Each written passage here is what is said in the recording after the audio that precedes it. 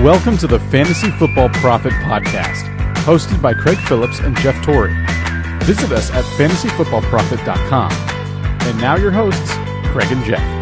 Welcome everyone to the Fantasy Football Profit Podcast. I'm Craig Phillips, joined as always by Jeff Torrey. And today we have another little mini episode for you as you're getting ready for your drafts. It's basically just a little public service announcement for you about knowing your league's rules and your scoring settings and all this kind of stuff, your rosters, how many bench spots, all this kind of stuff.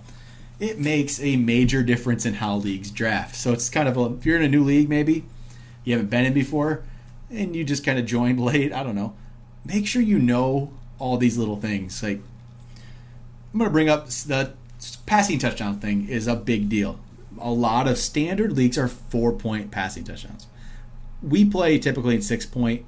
I don't really know the breakdown on it, but there's quite a bit of difference.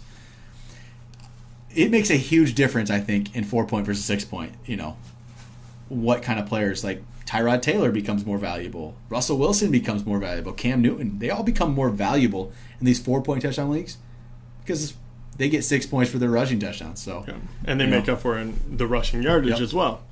Those guys move up your board. Yep. So that's definitely one of the bigger ones, right? And you'll see that one a lot. Yep. The 4-point compared to the 6-point. I feel like right now it's going more in fashion to do the 4. I don't know if it's just because what I've usually done. I'm more preferential to keep all of the touchdowns the same pointage. And I know a lot of people disagree, and I'm totally fine with that. I think it's good to go either way, as long as you know what you're drafting for. Yeah, and that makes such a difference. Like, if you listen to our podcast, when we talk about quarterbacks, we are basing it off a 6-point touchdown league. And we already say to wait on quarterback when we talk about 6-point. If you're in 4-point, I feel like you can wait even longer. Because I do feel like some of these guys, like even Mariota down there, if he runs in a couple touchdowns, he becomes more valuable than even, which I already like anyway. So just really pay attention to that. I think that's one that other rules get talked about. 6-point versus 4-point really doesn't. And it actually does drastically change some of the ranks. Not all. I mean, the running quarterbacks just move up. They move up. And you got to watch that. If you're in a 4-point. And do know, though, I mean, that is across the board with quarterback, right? So Tyrod will go up a little bit. Tyrod will go up quite a bit. Cam, I don't think he goes up, maybe a crazy amount. Yeah, he used to be a crazy difference. But it does affect every single one of them, and most of them almost identically. Because the majority of people kind of, you get 100 yards rushing and a TD or two. You can't really predict some of that stuff. So, know that too. It's not like it's the end of the world. The rankings won't change entirely overnight. But, there are some guys that are going to be outliers. This one might seem pretty like everyone should know this, but PPR does make a big difference. You might think this is, of course it does, but not everyone seems to pay attention or realize sometimes that, I've seen this. Oh, what kind of league is this? Oh, it's PPR. Hey, you should know that before the draft. I've seen that question actually after a draft's been done. Somebody asks, hey, what kind of league is this? PPR. If it's a PPR, that makes a big difference, I think. Wide receivers do become a little bit more valuable. I mean, we could get into a whole debate about should you be a PPR league or not. We'll say that for another epised. Right. Yeah, I mean, all of these PPR, 2 quarterback, 4 to 6 points. We're, I guess, going against the grain because I would prefer 6-point non-PPR. I feel like PPR has become a lot more of a half-point PPR. I think is a good spot to go into. And it's funny. I think we were actually talking about this before, and you had mentioned how it really came to the forefront when all of a sudden when running backs were very, very prevalent and they were just dominant. If you had one of those, but it completely shifted in the last 3 years where wide receivers are getting the majority of the work. It's turned into a completely passing league. So I don't necessarily think that's a necessity to have the PPR anymore. I don't think it matters either way, whether you do it or don't. But I think that's kind of where it came from, and now it kind of evened itself out. Yeah, and if you're David Johnson's already like the most valuable player in the league, and if you add PPR to it, my God, I'd say him and Bell are even much more. It's crazy. But this is something, if you're in a league, you have to look at this. It just makes such a difference in some of these players, especially these wide receivers, and deeper in drafts and wide receivers. That's a big thing. If you want to get a guy who's going to get 80 catches, you might not get the yards and touchdowns, but he might end up being more valuable than a guy who's getting 50 to 60 and is a touchdown guy or a big yard guy. It's just watch that kind of stuff. Larry Fitzgerald, I think, jumps up in PPR a little bit. Jarvis Landry usually does. Those kind of guys, are a little more valuable.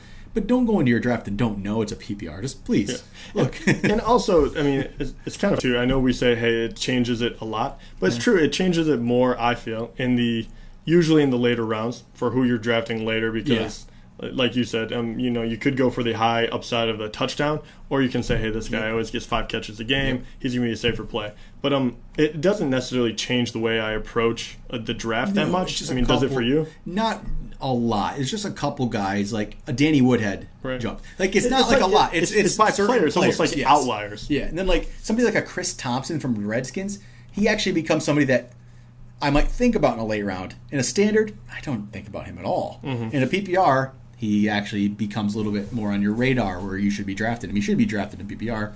Standard, it doesn't need to be. And same thing with like a Theo Riddick, right? No one thinks about him, but 2 years ago, 80 receptions as a running back. So all of a sudden, he comes into play. What tight end PPR really affects is you maybe go away from the tight end, the touchdown dependent guys, and really go for the guys that get the catches and get all the volume. Like Kyle Rudolph could jump up a little bit. He's bold, but he gets a lot more catches, and maybe Hunter Henry isn't as valuable in PPR this year. This year, not quite as much. I think he could be, but I even think a breakout Hunter Henry year is more 60 catch range with a lot of touchdowns and yards, but get 20 more, 30 more catches, he's even that much more valuable. But there's certain things like that. I think you don't reach quite as much. I think you can go for a safer option. But that's PPR. And then the final one we want to mention is the 2 quarterback league, which is becoming more and more in fashion, if you will. And I have no issue with it necessarily. I feel like anytime someone talks about this, because a lot of people are starting to push this pretty hard, they never talk about the percentage of players, right? So in the NFL, there's only 32 teams, and there's only going to be 32 quarterbacks that start. So if you're in a, depending on how many people you have in your league, it becomes very, very difficult to field 2 quarterbacks guaranteed. So I think it definitely screws with the draft heavily. You have to make sure you know that, and then you have to get those guys really early. If you're in a 12-team 2 quarterback league, that means right off the bat if everyone has 3 quarterbacks, 4 teams have backup quarterbacks you can't use. That's tough. And then you hit bye weeks, and so that's why I shy away from it. It's not necessarily because of anything else. It's just that purely. There's just not enough players to go around. Yeah, and that's where I don't pay attention to bye weeks. I honestly don't, except if it's a 2 quarterback league. Then you absolutely need to pay attention to bye weeks. You cannot. It's a tough situation. You can't have 3 quarterbacks with anybody having the same bye. Because there's going to be 1 week. You don't have a quarterback. How are you going to do that? That's one thing. If you ever went to a 2 quarterback league and not know what's going on, usually you'll know what's going on. But make sure you really, really pay attention to bye weeks. Well, you also can't miss, really. No. It's tough. It is. I just think certain people on here is going to say, hey, you should know that and you should draft accordingly. You're absolutely right. You should. But at the same time, one injury can decimate your team, where in the other situations you can kind of make up for that. But in quarterback, when 2 quarterback leagues, especially if you have 12, that gets really dicey, and it takes some of the fun away from you if someone can't make up for that injury. Not everyone listening is into fantasy football maybe as we are and played as much and know all the rules and like a lot of people, there's a lot of people that are brand new to it and maybe they're just trying to listen to get some tips. So these are things that maybe I don't know, when we were really first starting out we might not have thought of very much, kind of a thing. So we really might not have. I screwed up plenty of drafts. If we were doing a podcast 10 years ago, it would have been ugly. So no one should have listened to it. So there's people out there, if you have any of those kind of questions, might seem basic maybe, that's fine. Send us a question, We'll get back to you because everyone starts fantasy football at some point. Not everyone knows, so there's a lot of things that might seem very basic and you should know, but not everyone's going to know everything. You got to learn somehow. So send us a question. We'll help you guys out. We don't, try and get back to you. So everyone learns. Yeah. All right, I think that's all we got for today's public service announcement.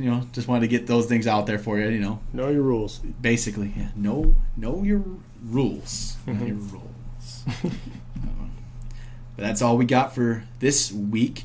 We'll be back next week. We'll do wide receiver rankings. of quite a bit. I don't even know what we're going. Probably top 40 for sure, but I think wide receiver, sure. I think you got to go a little deeper. We're definitely going deeper than that. So wide receiver is a little deeper. We're probably going to go top 60 at wide receiver at least. So we'll rank more, like even running backs the other day. We have more ranks on our website. You should check those out. Or even our Instagram. We have some posts out there. You can see all the ranks there. If you guys have any questions, make sure you send them to us. Either on Twitter at the FF Prophet or Instagram, Fantasy Football Prophet, or email us at fantasyfootballprophet@gmail.com so we can get you into the mailbag episode next week. I think that's all we got. We'll talk to you guys next time.